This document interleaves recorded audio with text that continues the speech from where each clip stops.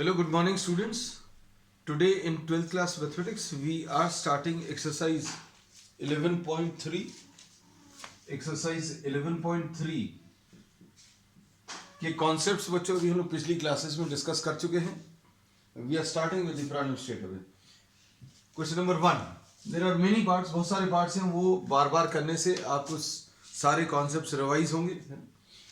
In each of the following cases determine the direction cosines of normal to the plane.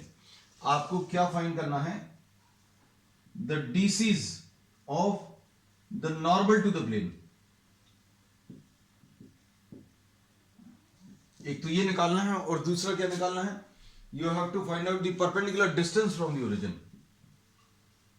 Perpendicular distance from the origin, ये calculate करना है. अब इसमें अभी हम लोगों ने ये पढ़ा हुआ है normal form of the line. अगर कोई प्लेन दिया है और इसके ऊपर कोई यूनिट वेक्टर मालूम है एंड ओरिजिन से परपेंडिकुलर डिस्टेंस मालूम है, तो normal form is of this type, r dot unit vector n is equal to p. ये वेक्टर फॉर्म है और इसका जो कार्टेशियन फॉर्म है वो कैसा आता है? lx plus my plus nz is equal to p. तो इसमें ये परपेंडिकुलर डिस्टेंस कब देगा? जब x के साथ कोएफिशिएंट या y का जो कोएफिशिएंट है और z का जो कोएफिशिएंट है वो डायरेक्शन कोसाइंस है. If these are direction cosines then the number on the right hand side will give you what the perpendicular distance. अब डीसी चेक करने का सबसे अच्छा तरीका क्या है बच्चों? इनको स्क्वायर करके ऐड करके देख लो. x के साथ जो नंबर है, y के साथ जो नंबर है, z के साथ जो नंबर है, स्क्वायर कर लो. अगर 1 आ गया तो डायरेक्टली आंसर है, और 1 नहीं आया तो जो भी नंबर आया उसे डिवाइड कर दो. अब इसमें अप्लाई करके दिखाएंगे. इसमें ए पार्ट में जो आपको दिया है z इक्वल टू 2, तो z इक्वल टू 2 को हम लोग कैसा लिखेंगे? 0x plus 0y plus 1z is equal to 2. This is how we write down. अब ये जो नंबर्स हैं, the coefficients of x, y and z are what?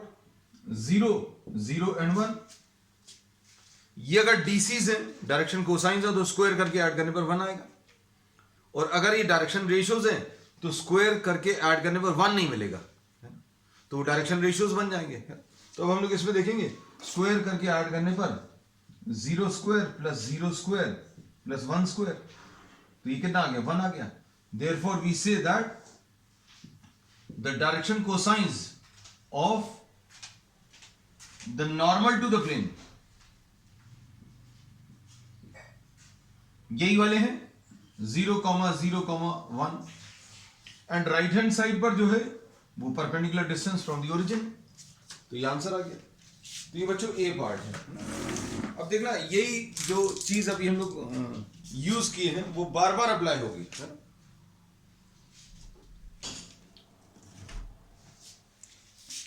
बहुत सारे प्रॉब्लम्स आपको इसलिए दिए रहते हैं या करने चाहिए क्योंकि आपको अप्लाई करना बनने लगता है बहुत सारे प्रॉब्लम्स करने से.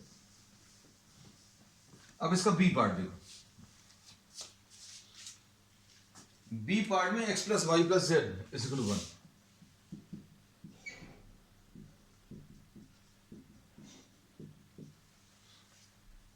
अब इसमें देखना डायरेक्शन रेशियोज हैं कि डायरेक्शन कोसाइंस हैं. इसमें the coefficient of x 1, coefficient of y 1, coefficient of z 1. Square करके ऐड करने पर 1, 1 and 1. स्क्वायर करके ऐड करने पर this can be done without actually writing down. Under root of 1 square plus 1 square plus 1 square. 1 नहीं आ रहा है ना. If you get 1 then these are direction cosines. So these are what? The direction ratios of normal to the plane. Plane के ऊपर जो perpendicular है उसके डायरेक्शन रेशियोज 1, 1 और 1 मिल गए.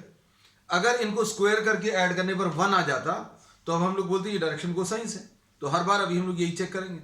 अब जैसे ये 1 नहीं आ रहा तो हम लोग क्या लिखेंगे? डिवाइड बोथ साइड्स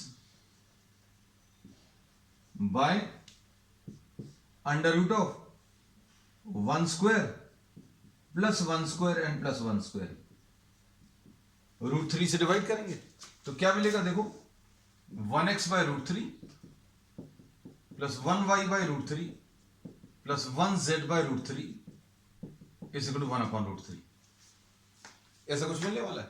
तो अब इसमें क्या आ गया, डिवाइड करने के बाद direction cosines of the normal to the plane ये मिल गए, ये क्या आ जाएंगे 1/√3 comma 1/√3 and 1/√3 and perpendicular distance from the origin, perpendicular distance from the origin ये राइट हैंड साइड पर, this is 1/√3, so this is the answer.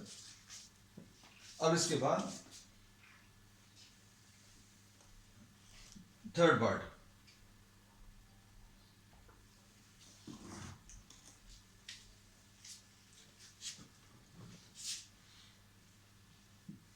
Third part देखो, रिपीटिशन है बच्चों, सारी चीजों का रिपीटिशन है ना। 2x plus 3y minus z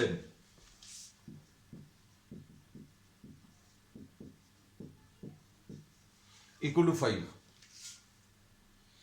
अब इसमें x के साथ जो नंबर है, y के साथ जो नंबर है और z के साथ जो नंबर है उनको स्क्वायर करके ऐड करके देखिए, इसमें 2 3 and 1 2 3 and -1, अगर इसको स्क्वायर करेंगे 4, इसको स्क्वायर करेंगे 3 9 और -1 को स्क्वायर करेंगे 1, तो 4 + 9 13 + 1 14, तो 1 नहीं आ रहा।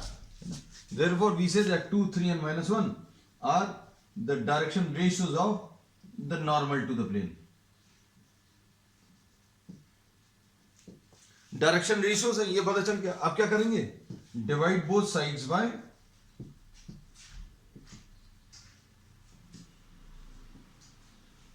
√4 + 9 + 1 √14, इससे डिवाइड कर लो तो क्या मिलेगा, 2x by √14 plus 3y by √14 minus 1z by √14 is 5/√14। दोनों तरफ √14 से डिवाइड किया तो ये जो नंबर्स आ गए 2/√14 and 3/√14 and -1/√14 are the DCs, direction cosines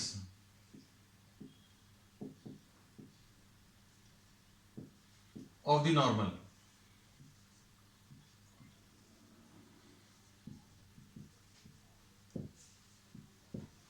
And perpendicular distance on the right hand side.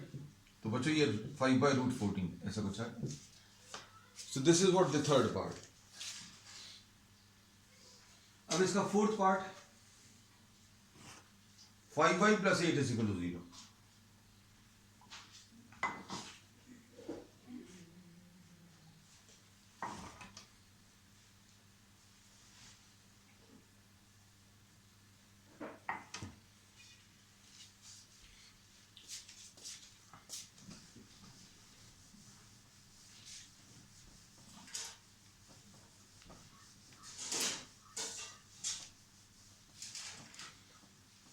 Questions बच्चे खुद करना आप, क्योंकि जितने ज्यादा क्वेश्चंस आप खुद करेंगे उतना ज्यादा आपको फायदा मिलेगा, क्योंकि वीडियो देखने से कुछ नहीं होगा, सिर्फ क्लास अटेंड करने से कुछ नहीं होता। 5y + 8 = 0, इसको कैसा लिखेंगे, इसको लिखेंगे 0x + 5y + 0z = -8। लिखा वही हुआ है, सिर्फ लिखने का तरीका चेंज कर दिया है ना। अब हम लोगों ने ax + by + cz = d इस फॉर्म में लिखने की कोशिश करना है। And since on the right hand side you will be getting what the perpendicular distance, so what we do, we try to make this positive, so 0x - 5y - 0z = 8, this is what you get। now the numbers with x, y and z क्या आ जाएंगे, 0 - 5 and 0 are the direction ratios of the normal. Direction ratios हैं, कैसे पता चला? इसको square करो 0 आएगा, इसको स्क्वायर करो 25 आएगा, इसको स्क्वायर करो 0 आएगा, सबको ऐड करो तो 1 नहीं आ रहा. If you get 1 then these are direction cosines. तो हम लोग इसको ऐसा भी लिख सकते हैं बच्चों, देखो 0 5 एंड 0 ऐसा भी लिख सकते हैं डायरेक्शन रेशियोज. अब हम लोग क्या करने वाले हैं? Divide both sides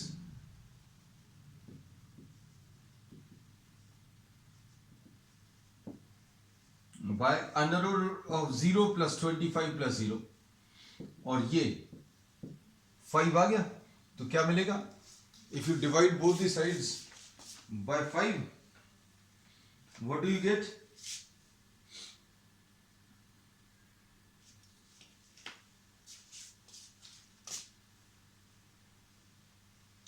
zero x by 5 minus 5y upon 5 and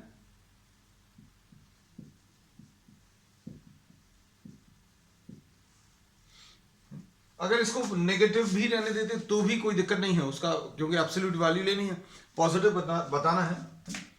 तो ये कितना आ जाएगा? This will be 0 minus 1 and 0 are the DCs. इसको अभी हम लोग 0 1 और 0 भी लिख सकते हैं, because these will be what the ratios, है ना. रेशियोज लेने पर ये माइनस साइन या नंबर्स ये तो कैंसिल हो जाते हैं. तो 0 1 and 0 are what the DCs and the perpendicular distance from the origin will be 8/5. So this is the answer.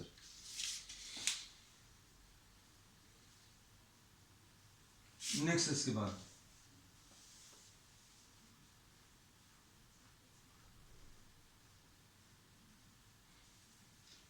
find the vector equation of the plane which is at a distance of 7 units from the origin.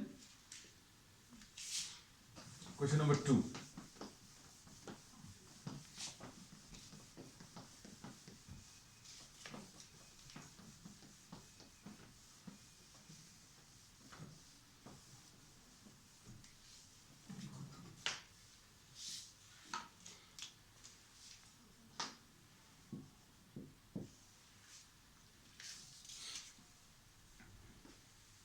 Find the vector equation of a plane which is at a distance of 7 units. Perpendicular distance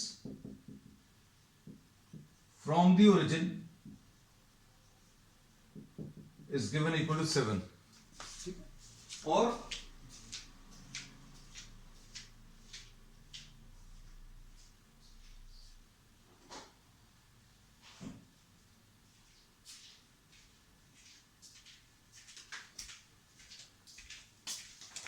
and what the normal vector is given?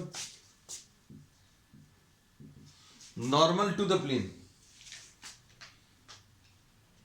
Normal 3i plus 5j minus 6k, ऐसा कुछ आएगा.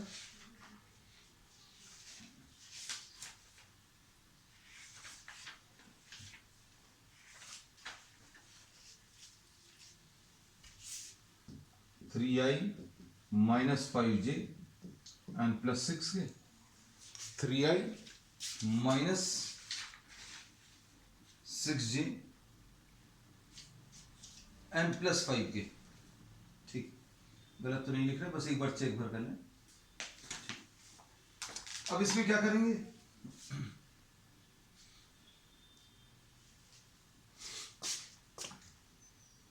इसको इस form में change कर लो, r dot unit vector n is equal to p.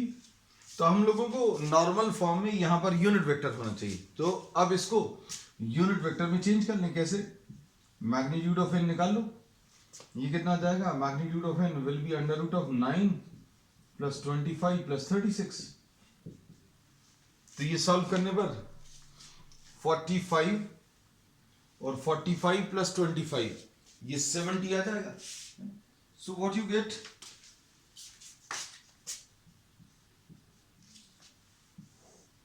तो r dot unit vector n, unit vector n कैसे मिलेगा?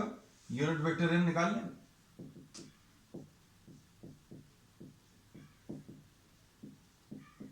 Three i minus 5j plus 6k divided by, यह जाएगा 3i minus 5j plus 6k and divided by under root of 70 is equal to what? p, and p is given. p कितना दिया बच्चों? 7 दिया। So this is the vector equation of the plane. बच्चों कई बार इसमें ये जो डिनोमिनेटर में टर्म है इसको ट्रांसफर करके राइट हैंड साइड पर लिख देते हैं। So this is question number,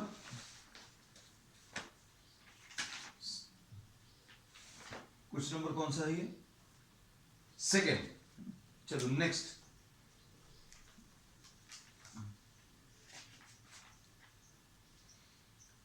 next question.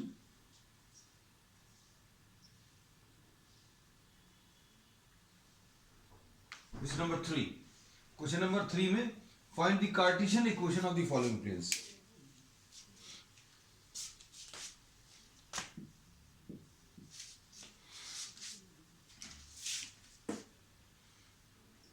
इसमें r dot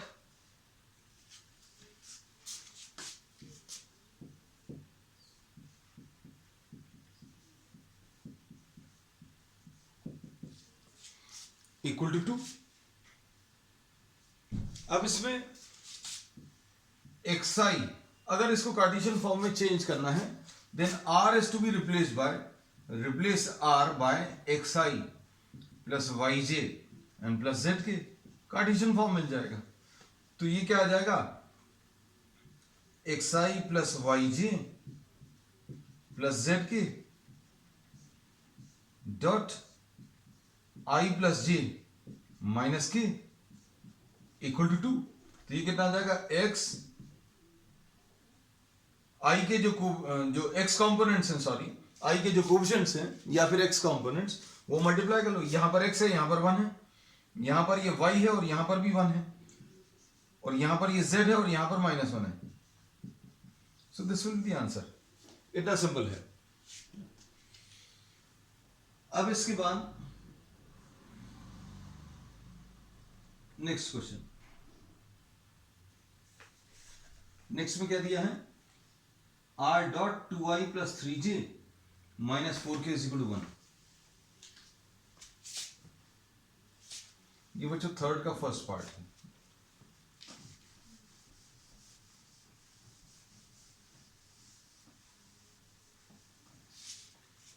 next question number 3 का सेकेंड पार्ट।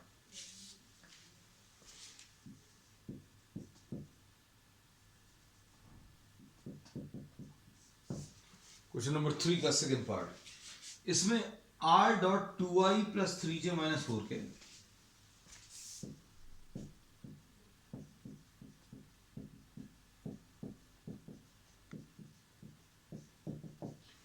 इक्वल टू 1, ऐसी है ना? r dot 2i plus 3j minus 4k is equal to 1।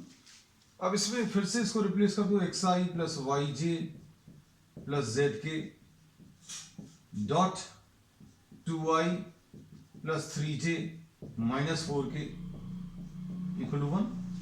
r is to be replaced by xi plus yj plus zk। तो ये कितना आ जाएगा? x वाले कंपोनेंट्स मल्टीप्लाई कर दो तो 2x आ जाएगा प्लस 3y आ जाएगा माइनस 4z आ जाएगा, will be equal to 1। So this is what you get. अब इसके बाद थर्ड पार्ट। थर्ड पार्ट में ये देखो देखने में थोड़ा सा कॉम्प्लिकेटेड है, लेकिन नथिंग टू वरी अबाउट, किसी भी चीज को देखकर डरना नहीं। अब इसमें क्या दिया हुआ है? थोड़ा सा r dot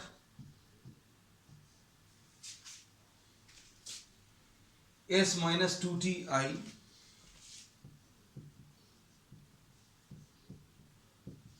plus 3 minus tj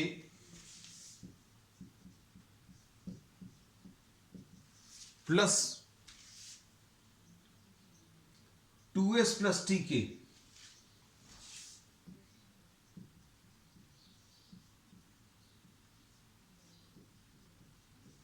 equal to 15। तो कितना आ जाएगा ये?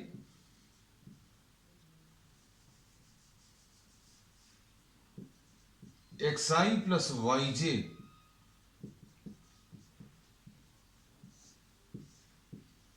प्लस zk और इधर क्या आ जाएगा?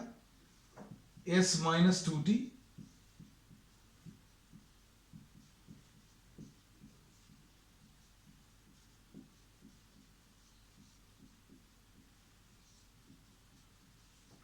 Equal to 15। क्या लिखेंगे? You have replaced r by what? xi plus yj plus zk। तो क्या आ जाएगा? डॉट प्रोडक्ट ले लो, ये कितना आ जाएगा? s minus 2t into x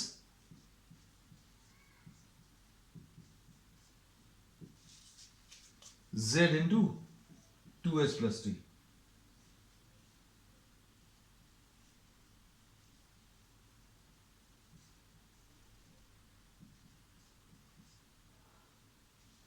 is equal to 15। This will be the answer, है ना? कुछ लोगों को लगेगा एस और टी क्या है, तो हमें क्या करना है? You just have to replace what? R by x i plus y j plus z k. Next इसके बाद अब देखो बच्चों, ये प्रॉब्लम जो है बहुत बहुत इंपॉर्टेंट है। Question number 4। Question number 4 is very very very important है, क्योंकि ऐसे क्वेश्चंस मिलने के चांसेस रहते हैं। And just try to understand the concept. Concept भी बताएंगे, प्रॉब्लम भी करा देंगे।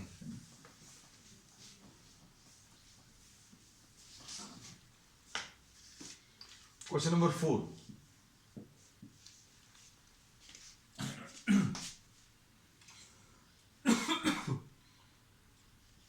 Find the coordinates of the foot of the perpendicular.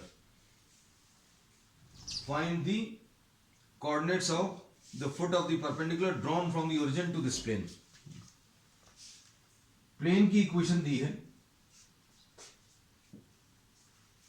Equation of plane ये दिया हुआ है क्या?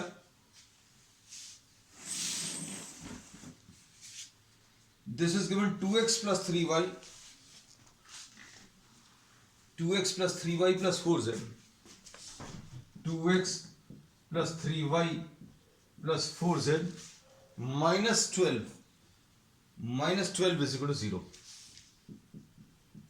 This is given, and you have to find out the foot of the perpendicular which is drawn from the origin. Origin से आप इसके ऊपर perpendicular draw कर रहे हो। ये प्लेन है बच्चों, ये प्लेन है। Just try to imagine. 3D में थोड़ा सा इमेजिनेशन का यूज करना पड़ेगा। हम लोगों ने बोला ये प्लेन है और इस प्लेन से आपने ओरिजिन, इस प्लेन पर आपने ओरिजिन से परपेंडिकुलर ड्रॉ किया है, तो ये परपेंडिकुलर यहां पर किस पॉइंट पर स्ट्राइक करेगा उस पॉइंट के कोऑर्डिनेट्स बताने, है ना? तो अब हम लोग क्या करेंगे, इस प्लेन का जो नॉर्मल वेक्टर है उसके डायरेक्शन रेशियोज तो मालूम है। ये देखो, तो पहले तो अभी हम लोग ये लिखते हैं, this is the origin. Origin ये क्या है? 0 0 एंड 0। अब इसमें P is the foot of the perpendicular. P is the foot of the perpendicular drawn from the origin. Drawn from the origin to the plane. ठीक। अब आपको P के coordinates बताने हैं। You have to find out what? The coordinates of the point P. अब coordinates of point P निकालने के लिए हम लोग क्या करेंगे? We will find out the equation of OP. Equation of OP यानी equation of line निकालने वाले हैं। इक्वेशन ओपी यानी इक्वेशन ऑफ द लाइन निकालेंगे।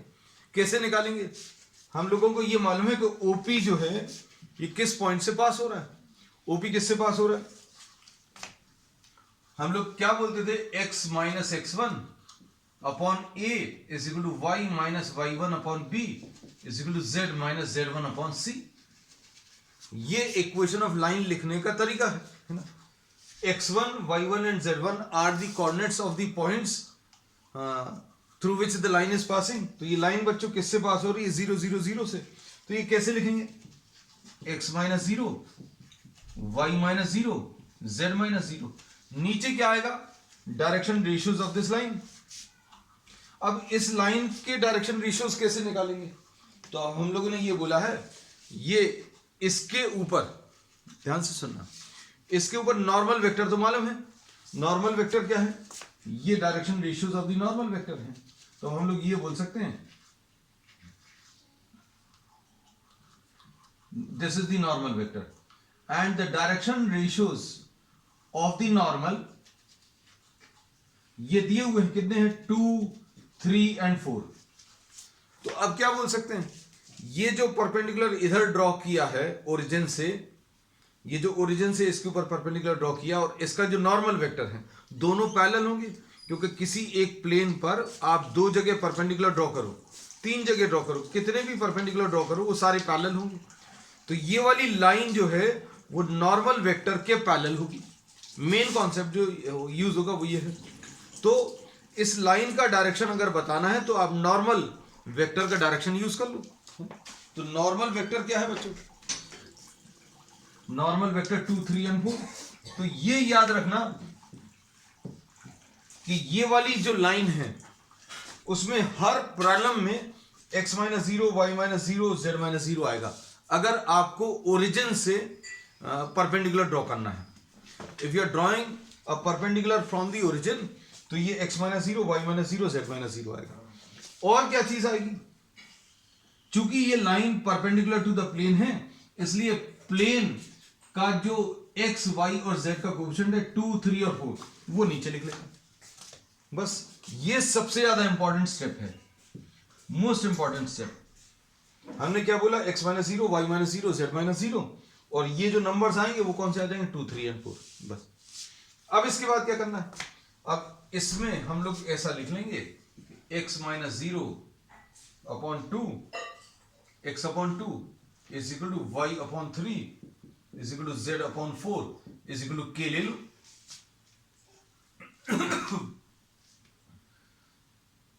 तो x की वैल्यू इससे कितनी मिल जाएगी? 2k, y की वैल्यू 3k और z की वैल्यू 4k। तो 2k, 3k, 4k are the coordinates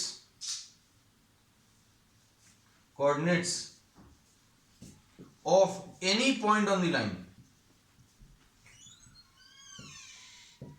ये जो है इससे अभी हम लोगों ने किसी भी पॉइंट के यहां पर, यहां पर, यहां पर किसी भी पॉइंट के कोऑर्डिनेट्स लेने तो ये ले सकते हैं और सभी के लिए k की वैल्यू अलग अलग आएगी।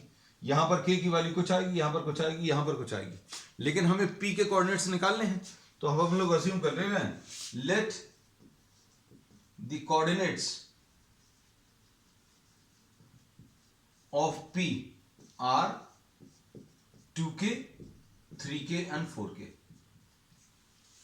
अब ये p पॉइंट बच्चों प्लेन के ऊपर लाई कर रहा है। p lies on the plane, therefore this will satisfy the equation of the plane। तो अब क्या लिखेंगे? p lies on the plane, therefore it satisfies the equation of the plane। ये प्लेन की इक्वेशन को सेटिस्फाई करेगा। सेटिस्फाई करा दो कि सॉल्व कर लो, आंसर मिल जाएगा। अब p के कोऑर्डिनेट्स के आगे बच्चों 2k, 3k, 4k।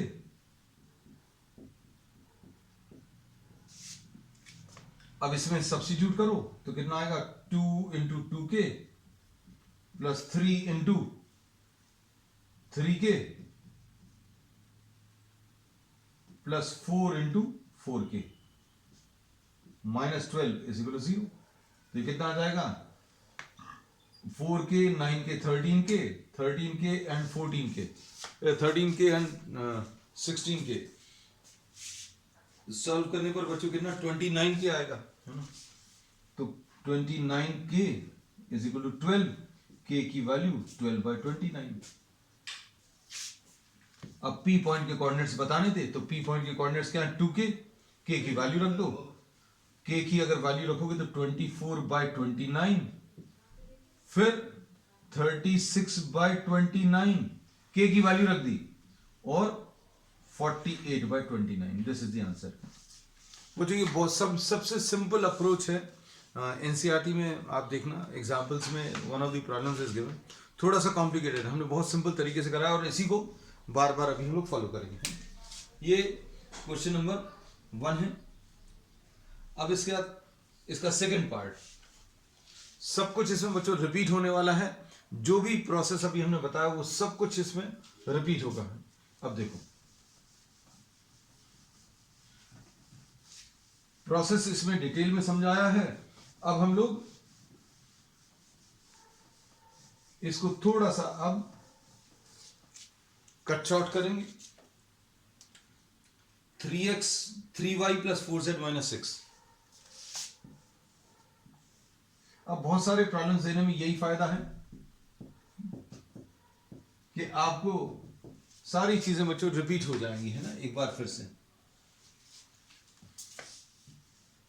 ओरिजिन से ये p पॉइंट के कोऑर्डिनेट्स बताने,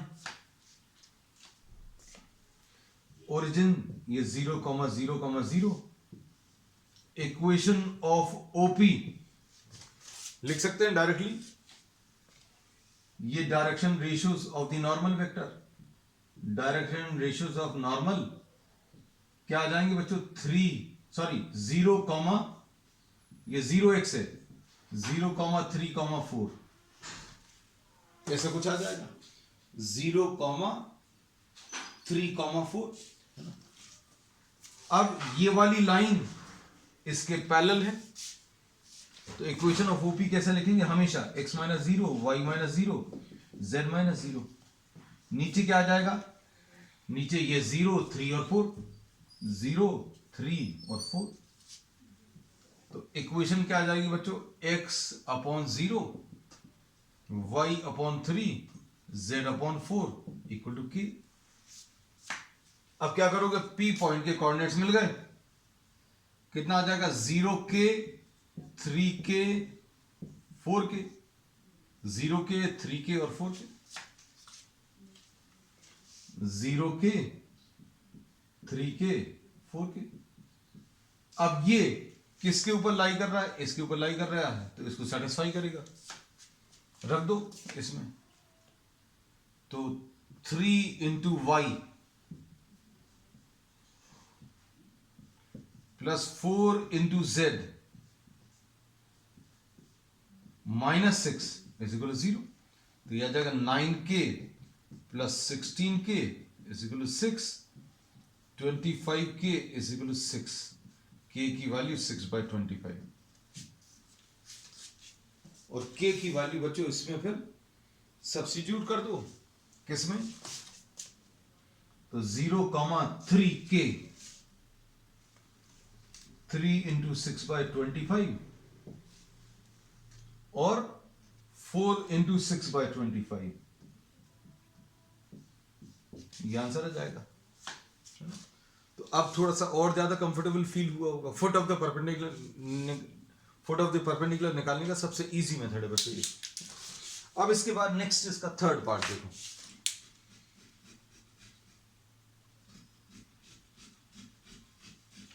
थर्ड पार्ट में क्या दिया है, x + y + z।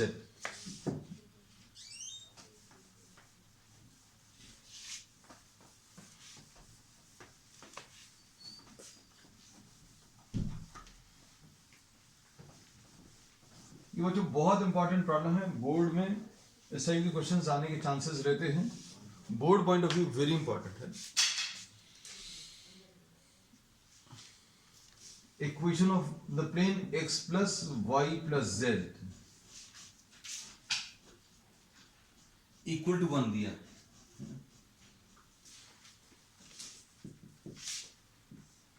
and you have to find out the perpendicular distance, sorry, the foot of the perpendicular drawn from the origin to the plane. इसके coordinate 0,0,0 रहेंगे. इसका जो नॉर्मल वेक्टर है उसके डायरेक्शन रेशियोज कैसे मिलेंगे? ये 1 1 और 1,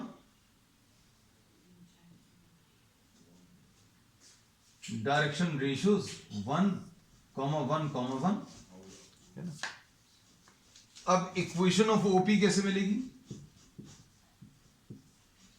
इक्वेशन ऑफ ओपी, ये ओरिजिन से पास हो रहा तो x minus 0, y minus 0, z minus 0.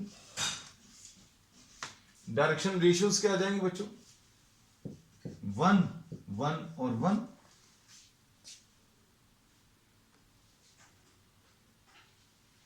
P point के कोऑर्डिनेट्स लिख लो. P पॉइंट के कोऑर्डिनेट्स अब कैसे मिलेंगे?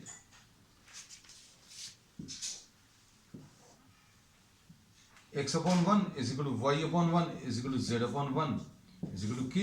तो x की वैल्यू k, y k और z is also k. तो P पॉइंट के कोऑर्डिनेट्स k, k, ऐसा कुछ आएगा. सब्स्टिट्यूट कर लो तो क्या मिलेगा? इसमें सब्स्टिट्यूट कर दो तो k plus k is equal to 1, यानी 3k इज इक्वल टू 1, यानी k की वैल्यू 1/3. तो P पॉइंट के कोऑर्डिनेट्स क्या आ जाएंगे? 1/3, 1/3, 1/3. k की वैल्यू रख दो. अब इसके बाद बच्चों इसमें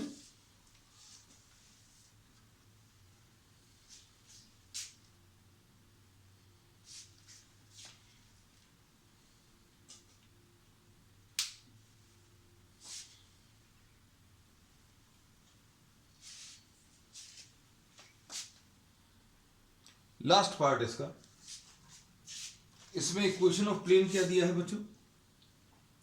5y + 8 = 0.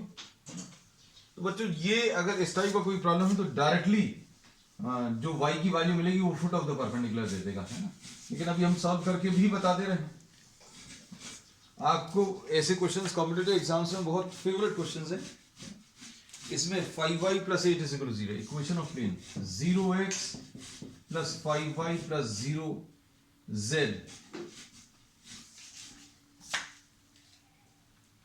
is equal to -8. ये आ जाएगा 0x - 5y - 0z is equal to 8. ऐसा कुछ आएगा.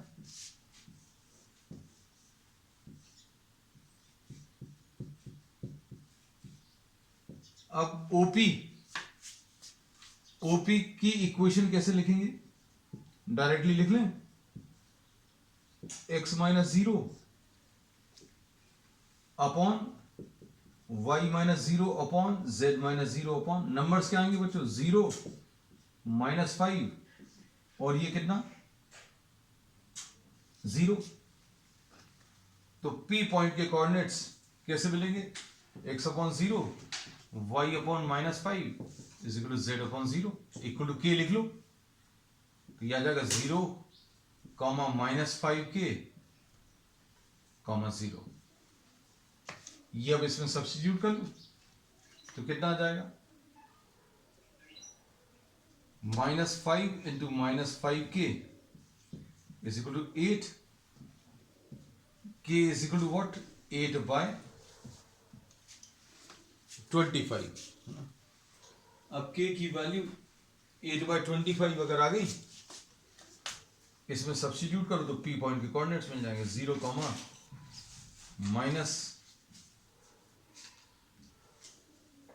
-5 कैंसिल होगा, -8/5, 0. हमने इसमें यही बोला था आप डायरेक्टली सॉल्व कर लोगे तो भी आपको आंसर मिल जाएगा इस टाइप के, लेकिन आपको बोर्ड के हिसाब से करना तो पूरा ऐसा सॉल्व कर सकते हैं. कुछ अब आज के लिए इतना ही. We will continue with the remaining part of the exercise on the next time. That's all for today.